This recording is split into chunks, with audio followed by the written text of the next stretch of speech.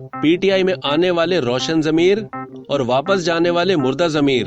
مالاکنڈ میں جلسہ عام سے خطاب کے دوران وزیر اعظم نے پی ٹی آئی کے منحرف اراکین کو مخاطب کرتے ہوئے ایک مرتبہ پھر ان کے لیے عام معافی کا اعلان اپیل کے انداز میں کیا ہے۔ وزیر اعظم نے ان ارکان کو آخرت کے خوف سے ڈرایا اور یہ بھی کہا کہ اگر ووٹ بیچنے والے واپس نہیں آتے تو ان کے نام کے ساتھ ضمیر و فروش لگ جائے گا۔ نہ صرف لوگ ان کے بچوں سے شادیاں نہیں کریں گے بلکہ خود ان کا بھی شادیوں اور دیگر تقاریب میں جانا مشکل ہو جائے گا۔ گو کہ وزیر اعظم کی جانب سے یہ پند و نصائی اور اخلاقی درس بہت اچھی بات ہے، لیکن شاید یہ مثال یہاں موزوں دکھائی دیتی ہے کہ دوسروں کو نصیحت اور خود کو فصیحت۔ اسی لیے اپوزیشن کے ایک رکن اسمبلی نے تبصرہ کرتے ہوئے کہا کہ وزیر اعظم سیاسی وابستگی تبدیل کرنے والے اپنے ارکان کے خلاف انتقامی نہیں بلکہ اب اخلاقی بنیادوں پر انہیں ہراساں کرنے کی کوشش کر رہے ہیں۔ یہاں یہ بات بھی قابل ذکر ہے کہ اس وقت ان کی جماعت کے ارکان کی ایک بڑی تعداد ایسی ہے جنہیں دوسری جماعتوں سے وابستگی تبدیل کرا کر پی ٹی آئی میں شامل کیا گیا تھا،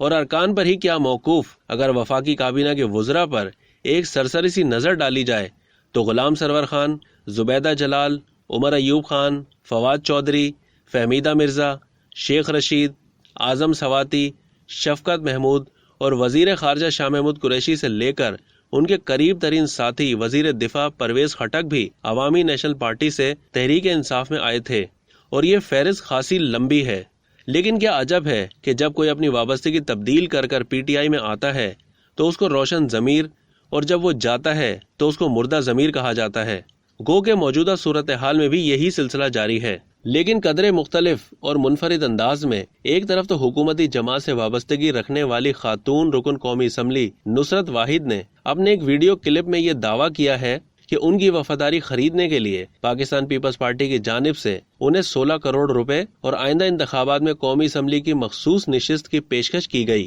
جسے انہوں نے مسترد کر دیا۔ اب تک کے لیے اتنا ہی۔ مزید معلومات کے لیے ڈیلی جنگ کے یوٹیوب چینل کو سبسکرائب کرنا نہ بھولیے اور فیس بک کے پیج کو بھی لائک کرنا نہ بھولیے۔